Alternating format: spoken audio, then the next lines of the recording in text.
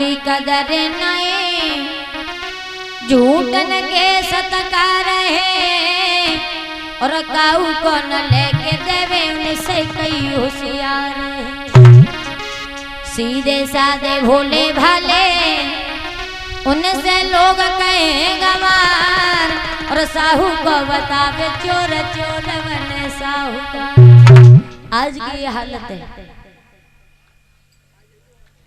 जहाँ खुली आंखों से आपको सच्चाई दिखाई देगी लेकिन आप उस पर विश्वास नहीं करोगे। आज के लोग क्या करते हैं, अगर किसी ने उसके बारे में कुछ कह नहीं दिया तो उसी बात पे भरोसा कर लेते हैं, और चाहे बचपन से उसके साथ क्यों ना हो। अगर किसी दूसरे ने उसके बारे में ये गलत बात बोल दी कि आपके बारे में ये सोचता है, ऐसा गलत गलत सोचता है, तो उसी बात पे भरोसा कर लेंगे। एक बार जानने की कोशिश नहीं करेंगे, सबूत नहीं मांगेंगे।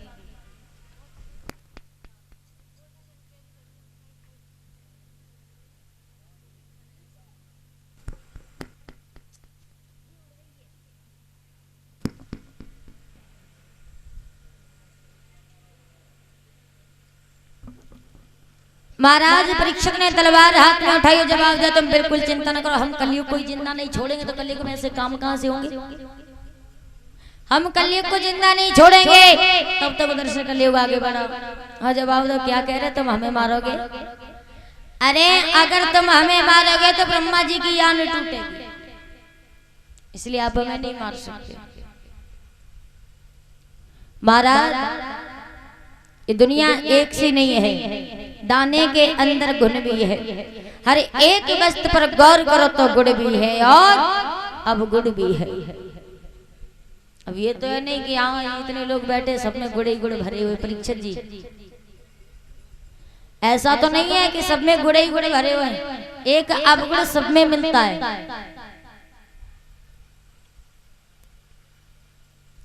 मैं केवल अवगुण खाने नहीं जो बिल्कुल त्याग दिया जाऊं, तकलीफ ना हो यदि सुनने में तो अपने भी गुण बतलाऊं।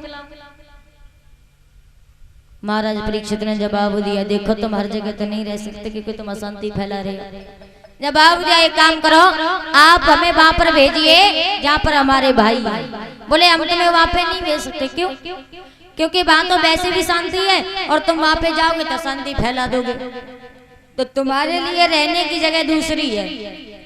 कौन सी जगह?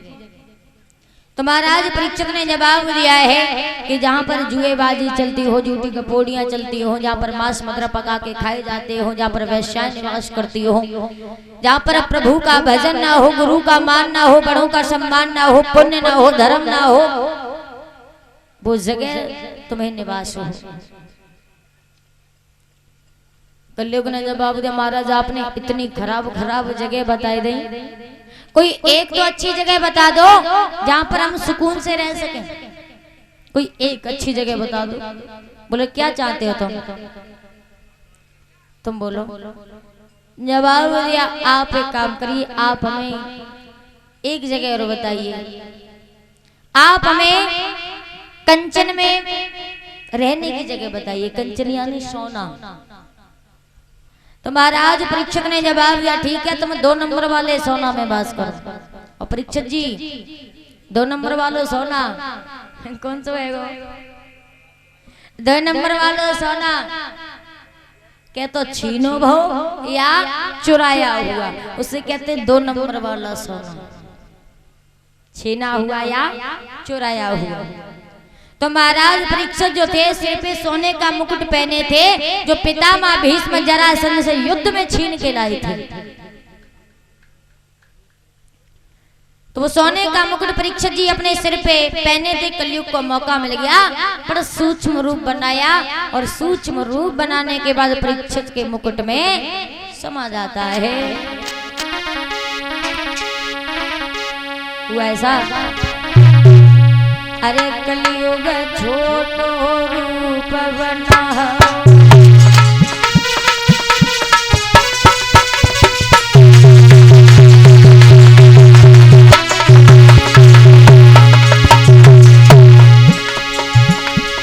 कलयुग छोटा रूप बनाओ और सोने के मुकुट में समाओ।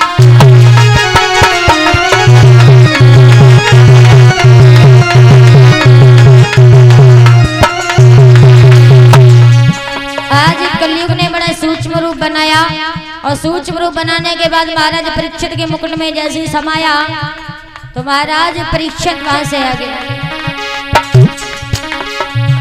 जय लगी रही भारी प्यास बड़ी रानी, बन में ढूंढत फिरो मिलो नहीं पाऊं।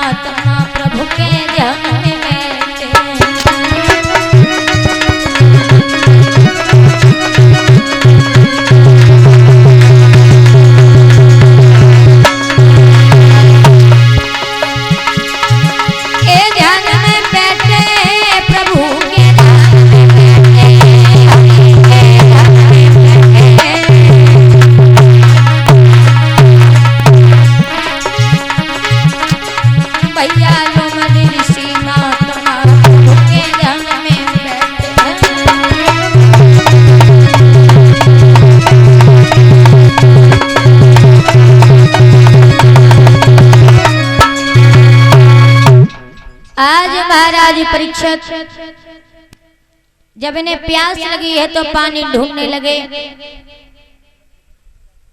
और पानी ढूंढते ढूंढते वन में अंदर गए हैं तो क्या देखा, उसी वन में एक कुटिया है और वहीं पर एक लोमड़ ऋषि नाम के महात्मा जो थे वो प्रभु का भजन कर रहे हैं। तो उन्हीं के पास में परीक्षक जी पहुंच जाते हो, खड़े होकर के आवाज लगाने, काफी आवाज लगाई लेकिन लोमड़ ऋषि ने एक भी आवाज नहीं सुनी। जब नहीं सुनी तो जवाब दिया, बाजीबा इन्हें तो अपने ऊपर बड़ा घमंड हो गया, हम तब से आवाज लगा रहे हमारी बात ही नहीं सुन रहे। तो आज महाराज परीक्षित एक मरा हुआ सर्प लेकर के आए और लोमड़ ऋषि की गर्दन में डाल दिया। गले में जब डाल दिया वहां से चले आए अब इधर। श्रृंगी ऋषि ने जब ये सब देखा तो श्राप दिया, ओरे राजा तू धन के लालच में इतना अंधा हो गया कि तूने इतने सीधे साधे महात्मा का अपमान किया। जा मैं तुझे ये श्राप देता हूँ कि यही तक्षक नाग 7वें दिन 10 करके तुझे यम पर पहुंचाएगा। इसी तक्षक नाग के हाथों तेरी 7वें दिन मौत होगी। इधर महाराज परीक्षित को जब ये पता चला कि हम 7वें दिन मर जाएंगे तो उन्होंने घर द्वार अपनी पत्नी को भी छोड़ दिया और वन में भजन करने के लिए चले गए। और परीक्षित जी पहले इंसान हुए जिन्हें अपनी मौत के बारे में पता चला। जब उन्हें ये पता चला 7वें दिन मर जाएंगे तो वन में भजन करने के लिए चले गए। मगर आजकल के काऊ को पता चल जाए कि फलाने दिन मरे तो सोच सोच के फलाने दिन तो ना वहां से पहले जरूर चले जाएंगे। हाँ, क्यों इतना डर ही बैठ जाएगा। लेकिन महाराज परीक्षित ने सारा राज अपनी पत्नी को भी छोड़ दिया और वन में भजन करने के लिए चले जाते हैं। बोलिए गोविंद भगवान की। इधर अब हम आपको बताएंगे किस तरीका से सुखदेव जी का अवतार हुआ। बताया कि भोले बाबा